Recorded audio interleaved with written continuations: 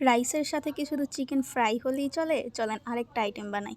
প্রথমে চিকেনগুলোকে ছোট, ছোট পিস করে কেটে নিয়ে এটাকে ভালোভাবে ম্যারিনেট করব। লবণ, গোলমরিচের গুঁড়ো, হলুদ মরিচের গুঁড়ো আর অল্প একটু আদা রসুন দিয়ে।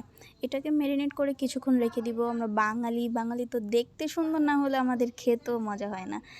আর এর পাশে কিছু পেঁয়াজ কিউব করে আর ক্যাপসিকাম কিউব করে কেটে নিয়েছি। তারপরে একটি প্যানে তেল দিয়ে মুরগির পিসগুলোকে ভালোভাবে ভেজে নেব। ভেজে আমি আলাদা একটি পাত্রে উঠিয়ে রাখবো। তারপর চিলি চিকেন তৈরি করার জন্য প্রথমে একটা সস বানিয়ে নেব। প্রথমে দিলাম tomato sauce, soya sauce. Tomato sauce একটু বেশি হয়ে গেছিলো, তাই পরে আবার একটু কমিয়ে নিয়েছি। 2 চামচ ভিনেগার আর অল্প একটু গোলমরিচের গুঁড়ো দিয়ে ভালোভাবে এটা মিশিয়ে নেব। সসটা ভালোভাবে রেডি করে নিলাম, ভালোভাবে সব কিছু মিশিয়ে নিলাম। তারপর অন্য একটি বাটিতে অল্প একটু কর্নফ্লাওয়ার মিশিয়ে নিলাম।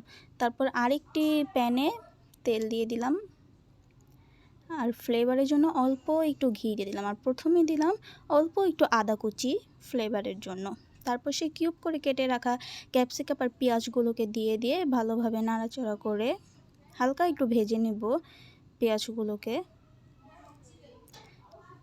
তারপর সেই রেডি করে রাখা সসটা এটার মধ্যে দিয়ে দিব।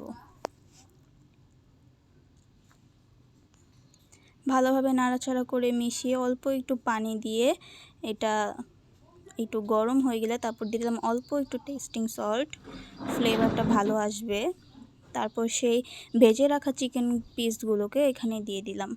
এটা রান্না করতে খুব বেশি কষ্ট না, অনেক সহজ একটি রেসিপি। তারপর সেই কর্নফ্লাওয়ারটা রেডি করে রাখা কর্নফ্লাওয়ারটা এটার মধ্যে দিয়ে দিলাম। ব্যাস রেডি হয়ে গেল আমাদের চিলি চিকেন। Thank you.